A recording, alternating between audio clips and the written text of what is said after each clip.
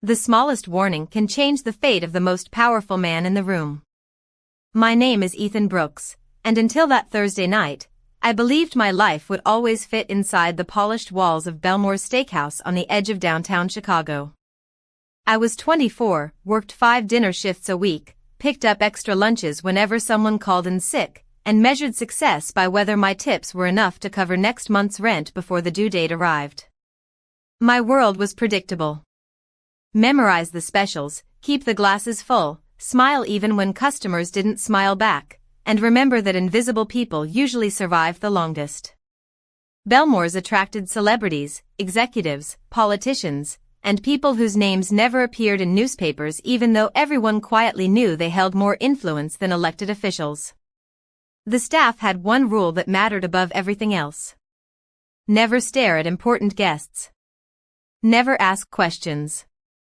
Never remember faces. That evening the restaurant felt different the moment the front doors opened. Conversations softened without anyone asking.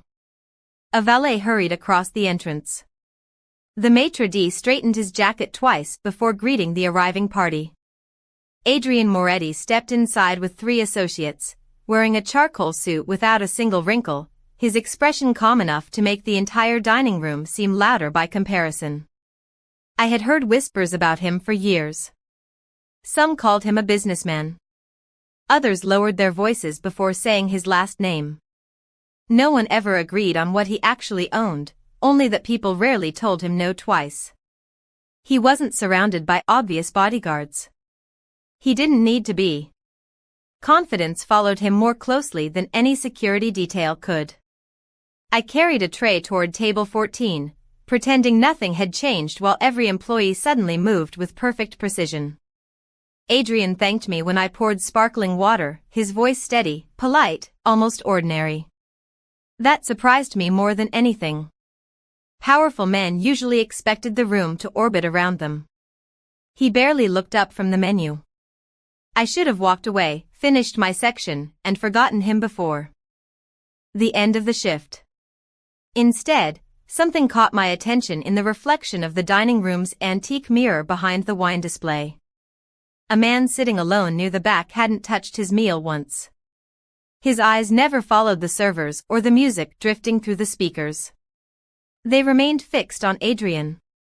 He adjusted his jacket just enough for a dark metal object clipped inside to become visible for less than a second before disappearing again.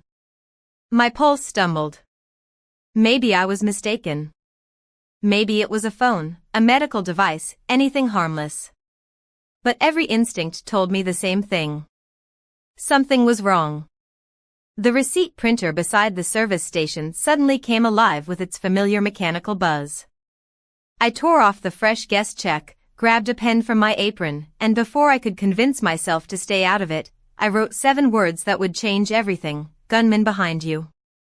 Don't turn around. My fingers trembled only after I slid the folded guest check beside Adrian Moretti's untouched glass of sparkling water. Until that moment, instinct had carried me forward faster than fear ever could. I lowered my eyes the way every server was trained to do, quietly saying, "Whenever you are ready, sir," before stepping back with the empty confidence of someone pretending everything was perfectly normal. From across the dining room, I watched him reach for the bill without the slightest hint of urgency. His expression remained unreadable as he unfolded the paper. His eyes moved across the handwritten sentence once, then a second time. Nothing changed. No widened eyes. No sudden movement. No startled glance over his shoulder. Instead, he calmly placed the receipt beside his plate, picked up his water glass, and took a slow sip as though he had just reviewed the dessert menu. For one impossible moment I wondered if he thought I was playing some ridiculous prank. Then I noticed something else. His right hand rested casually on the edge of the table, and one finger tapped the polished wood exactly 3 times. It was almost invisible, too subtle for any ordinary guest to notice. Yet within seconds, one of the men seated several tables away quietly stood, adjusted his tie, and walked toward the hallway leading to the restrooms without looking at Adrian once. Another customer finished his coffee, left several bills beneath the cup, and exited through the front door with perfect composure. They looked like strangers, but they moved with quiet purpose, like pieces on a chessboard responding to a signal only they understood. The dining room never erupted into panic. Soft jazz still floated through the speakers. Steaks continued to sizzle as they crossed the kitchen pass. Couples laughed over anniversary dinners while business partners discussed contracts worth more money than I would earn in a lifetime. Yet beneath that ordinary evening, an invisible current had begun flowing in a completely different direction. The man near the back finally shifted in his chair. His attention never left Adrian. I forced myself to continue serving nearby tables, refilling iced tea, delivering mashed potatoes, thanking guests for their patience, all while stealing brief glances through reflections in the restaurant's decorative mirrors instead of turning my head directly. Every second felt heavier than the last. Then the suspicious man slowly reached inside his jacket again, paused, frowned almost imperceptibly, and looked around the room for the first time. His confidence had disappeared. Whatever he expected to happen had not happened. Less than 10 seconds later, he quietly stood, placed cash beside his untouched tray, and walked toward the exit. Before he reached the front doors, two well-dressed men who had looked like ordinary diners politely intercepted him. They exchanged only a few quiet words before all three disappeared outside into the cool Chicago night. No raised voices followed. No shattered glass. No frightened screams.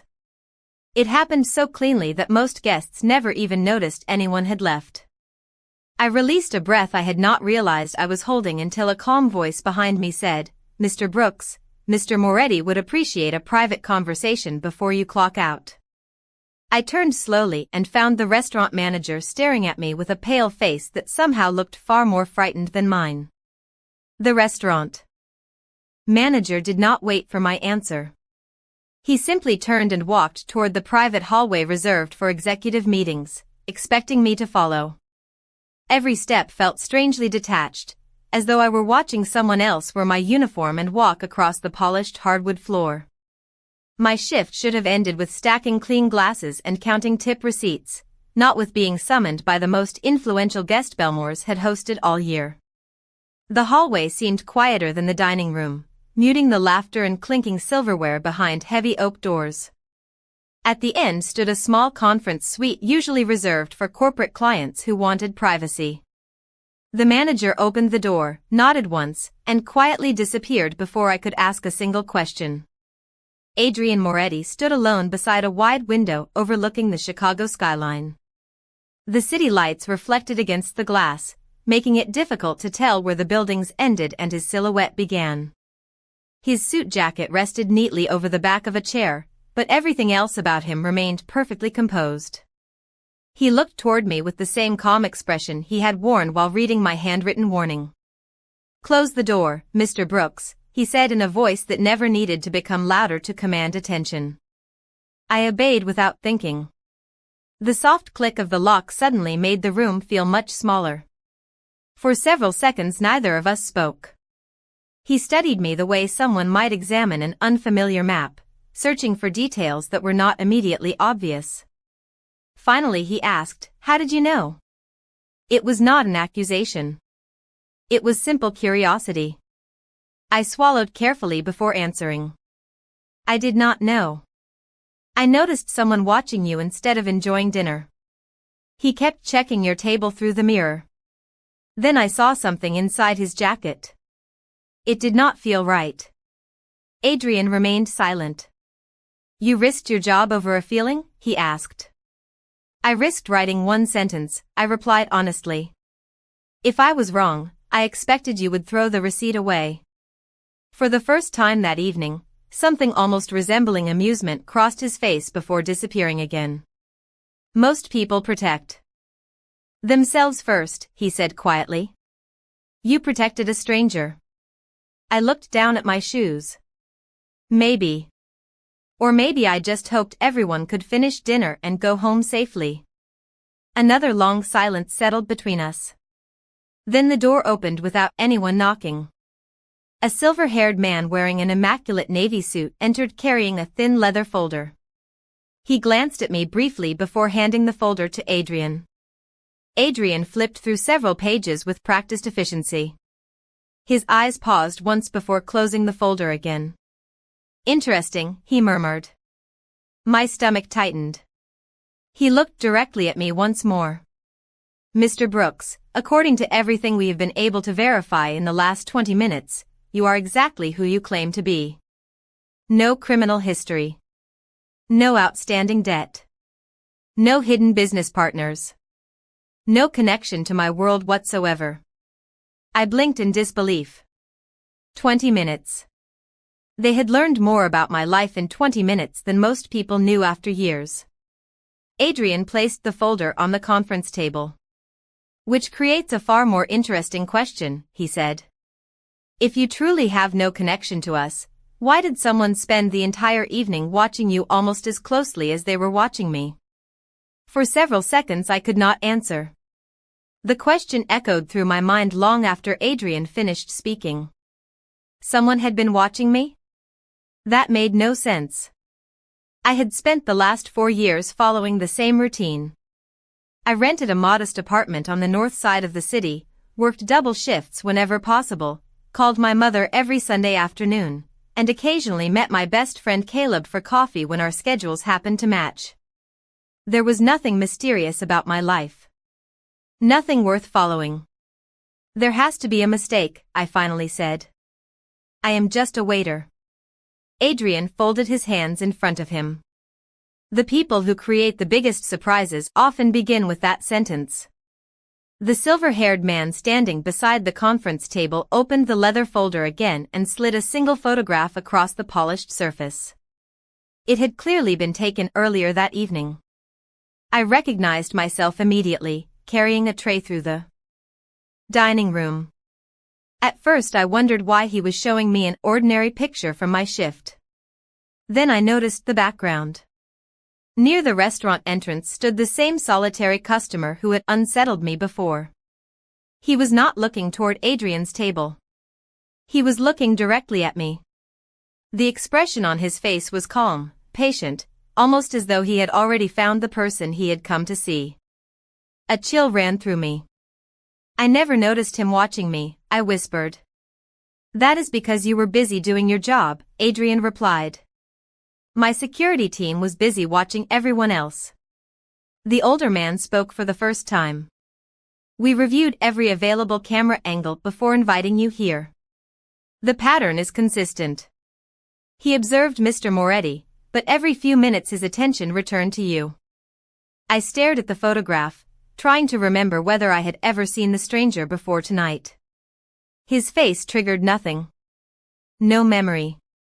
No familiar feeling. Just another customer among hundreds who passed through Belmore's every week. "Do you have family in Chicago?" Adrian asked. "Only me," I answered. "My parents live in Indiana. My younger sister teaches elementary school outside Indianapolis." "Any relatives connected to law enforcement, politics, or organized crime?" I almost laughed at how absurd the question sounded. "No. My father repairs heating systems. My mother worked at a public library before retiring." Adrian nodded thoughtfully, as though every answer only deepened the mystery instead of solving it. His phone vibrated once on the conference table. He glanced at the screen before handing it to the silver-haired man. The older gentleman read the message, and for the first time his composed expression shifted. "The individual we escorted from the restaurant disappeared before our team could identify him," he said quietly. "He left behind no vehicle, no credit card record, and no confirmed identity." Adrian looked back at me with calm, unwavering eyes. That was not the behavior of an impulsive man. It was the behavior of someone who planned every exit before entering the building. I felt my heartbeat quicken again. "So what happens now?" Adrian walked toward the window and looked out over the glowing skyline below.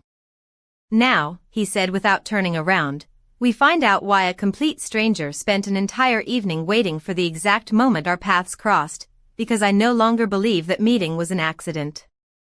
Adrian insisted that I leave through the employee entrance instead of the front door. He said it casually, almost like friendly advice, but something in his tone made it clear this was not a suggestion. Outside, the cool Chicago air felt unusually quiet after the steady noise of the restaurant. The parking lot was nearly empty except for a few employees gathering their coats before heading home. I instinctively reached for my car keys, but the silver-haired man stepped beside me. "Mr. Brooks," he said politely, "would you mind waiting just a moment?" Before I could answer, two dark sedans rolled slowly into the alley behind the building. They were ordinary enough to blend into city traffic, yet they arrived with such perfect timing that they immediately caught my attention. Adrian emerged a few seconds later, slipping on his suit jacket as though the evening had ended exactly as planned. "You live alone," he said. It was not a question. "Yes. That changes tonight." I frowned. "I appreciate your concern, but I think you are overreacting." Whoever that man was, he left. "I will go home, lock my apartment door, and tomorrow I will come back to work." Adrian studied me for a long moment before speaking again. "Do you know what the most dangerous mistake people make?" I shook my head. "Believing that because they do not understand someone else's plan, the plan has already failed." His words lingered in the silence between us. I wanted to dismiss them, to laugh and convince myself that this strange evening was finally ending. Instead, my phone vibrated in my pocket. The screen displayed an unknown number. I hesitated before answering. "Hello?" There was only silence. Not static. Not breathing. Just complete silence. After several seconds the call disconnected. Almost immediately another notification appeared. This time it was a text message from another unfamiliar number. There were only 5 words. "We finally found you, Ethan." My blood seemed to turn cold. I stared at the screen, reading the sentence again and again, hoping I had misunderstood it. "Show me," Adrian said quietly. I handed him the phone without speaking. He read the message once, then passed it to the silver-haired man, whose calm expression disappeared for the first time that night. "There was no way anyone should have obtained this number," the older man murmured. Adrian looked directly at me. "Have you shared your location with anyone today?" "No." "Have you posted photographs online?" "I barely use social media." He nodded slowly, almost as though my answers confirmed something he had already suspected. "Then they were not searching for your phone," he said. "They were searching for you." My heartbeat pounded louder with every passing second. Everything that had seemed impossible only minutes earlier was becoming frighteningly real. Adrian opened the rear door of one of the waiting sedans. "Mr. Brooks," he said in the same calm voice he had used all evening, "until we understand why someone believes you are worth finding, you are not going home alone." I looked toward my aging sedan parked beneath the dim parking lot lights, then back at the waiting car. For the first time since this unbelievable night had begun, I realized my ordinary life might already be over, and I had not even noticed the exact moment it disappeared. The ride across Chicago was quieter than any drive I had ever taken. The sedan moved smoothly through late-night traffic while the city lights reflected across the tinted windows, turning familiar streets into something distant and unreal. Adrian sat beside me without checking his phone or speaking to anyone. The silver-haired man occupied the front passenger seat, occasionally exchanging brief messages with someone through a secure tablet. No one appeared nervous, yet every movement inside the vehicle carried quiet purpose. I finally broke the silence. "Where are we going?" Adrian answered without hesitation. "Somewhere no one expects you to be." I looked out the window again, trying to recognize the route, but after several turns I completely lost my sense of direction. 20 minutes later the sedan entered the underground garage of a modern glass tower overlooking the Chicago River. There were no company logos, no signs identifying the building, only polished concrete, bright lighting, and security cameras positioned with obvious intention. An elevator opened before we even reached it, as though someone had been expecting our arrival. We stepped into a spacious private residence occupying the entire top floor. Floor-to-ceiling windows revealed the city stretching for miles beneath the midnight sky. The space was elegant without feeling extravagant, decorated in warm gray tones, natural wood, and carefully selected artwork instead of unnecessary displays of wealth. It looked less like the home of a feared businessman and more like the apartment of someone who valued order above everything else. "You may stay here tonight," Adrian said. "A guest room has already been prepared." I stared at him in disbelief. "You planned this before I agreed to come." A faint smile crossed his face. "I planned for every reasonable outcome." Before I could respond, the silver-haired man approached carrying another folder. "We completed an expanded background review," he said. "There is still nothing unusual regarding Mr. Brooks. Employment history, school records, medical records, financial accounts, everything appears remarkably ordinary." Adrian accepted the folder but did not open it immediately. Instead, he looked directly at me. "Tell me about your childhood." The question caught me off guard. There is not much to tell. I grew up in a small town outside Indianapolis. My father repaired heating and cooling systems. My mother loved books. We never had much money, but we had enough. Any missing years? Foster care? Adoption? I frowned. No. Then I paused. "Actually, there is one thing." Both men looked at me without interrupting. When I was about 6 years old, my parents told me we moved after a house fire. I barely remember the old neighborhood. Most family photographs from before that time were destroyed. Adrian exchanged a brief glance with the silver-haired man. It lasted less than a second, but I noticed it. "What?" I asked. The older man quietly opened the folder and removed a faded photograph. It showed a suburban neighborhood taken many years ago. One house had been circled in red ink. "This address," he said carefully, "matches the location your family reportedly left after the fire." I nodded slowly. "Yes.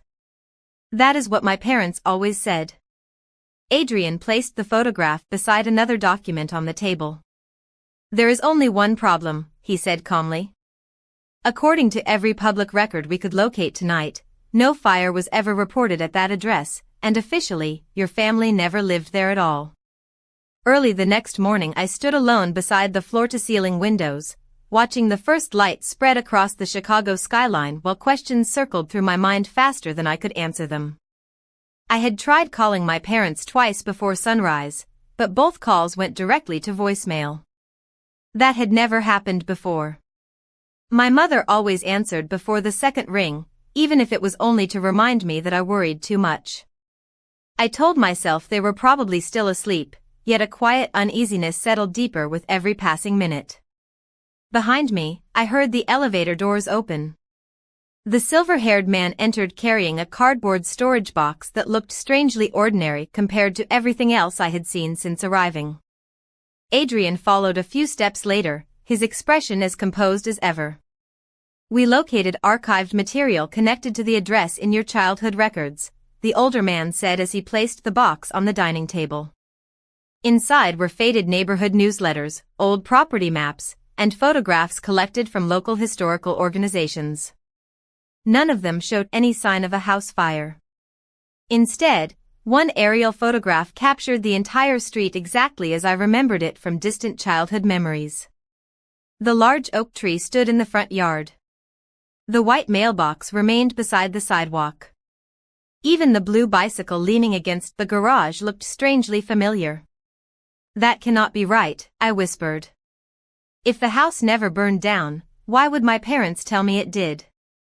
Adrian carefully lifted a yellowed newspaper clipping from the bottom of the box. Perhaps because another event happened there instead. The article had no dramatic headline. It described a federal investigation involving financial fraud connected to a local development company more than 18 years earlier. Several names appeared throughout the story, but none meant anything to me until Adrian pointed toward one in particular. "This man disappeared 6 months after the article was published," he said. "No confirmed sightings since." I looked closer. Something about the accompanying photograph tugged at my memory. Not enough to recognize him, only enough to create an uncomfortable feeling that I had seen his face somewhere long ago. Before I could speak, the silver-haired man placed another item on the table. It was an elementary school yearbook from the same town where I had supposedly grown up. My hands trembled slightly as I turned the pages until I reached first grade. There I was, smiling awkwardly in the front row exactly as expected. But the student standing beside me made my breath catch. His face belonged to the stranger who had watched me inside Belmore's restaurant, only much younger. I stared at the photograph, unable to process what I was seeing. "That is impossible," I said quietly. "He was there when I was a child." Adrian's calm voice broke the silence. "Which means he did not find you by accident this week." He paused before adding the sentence that made every memory from my childhood suddenly feel uncertain. "He has been looking for you for almost 20 years. The discovery left the room completely silent. I kept staring at the yearbook photograph, searching for some detail that would prove we were all mistaken, but every feature matched the man from the restaurant. The same sharp jawline. The same steady eyes. Only the years separated the child from the adult. "Who is he?" I finally asked. The silver-haired man shook his head. "We still do not know his current identity. Every record connected to him ends shortly after this photograph was taken. It is as if he disappeared and someone erased the trail." Adrian remained thoughtful instead of surprised.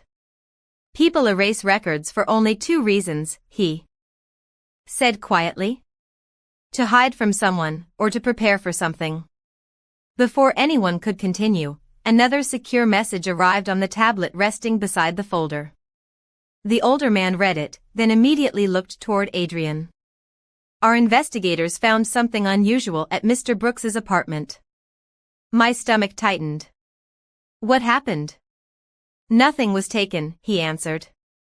"Nothing was damaged. The neighbors reported seeing a maintenance worker enter the building early this morning, but the property manager confirms no repairs were scheduled." Adrian did not ask another question. He already understood the implication. "Someone wanted access without attracting attention," he said. "Did they recover surveillance footage?" The older man nodded. "Only partial footage. The individual wore a cap that obscured most facial features. However, before leaving, he placed an envelope inside Mr. Brooks's apartment." I stared at him in disbelief. "An envelope?" "Yes." Within an hour, the envelope had been delivered to the penthouse by Adrian's security team. It was completely unmarked except for my name written neatly across the front. I recognized neither the handwriting nor the cream-colored stationery. Adrian slid it across the table but did not open it. "It belongs to you." My fingers hesitated before breaking the seal. Inside rested a single folded sheet of paper and an old brass key attached to a faded blue tag.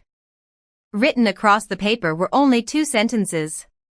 "If you want the truth, stop trusting the story your parents told you. Locker 214. Union Station. Noon tomorrow." No signature appeared beneath the message. No explanation. Nothing else. I looked up slowly. "This has to be a trap." Adrian gave a slight nod. "Almost certainly." "Then we should ignore it." He surprised me by shaking his head. "No. Whoever sent this has waited nearly 20 years to reach you.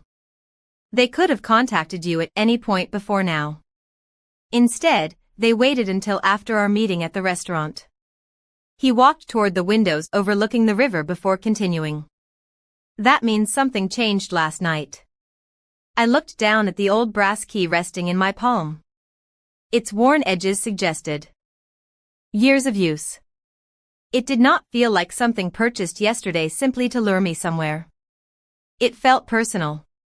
Familiar in a way I could not explain.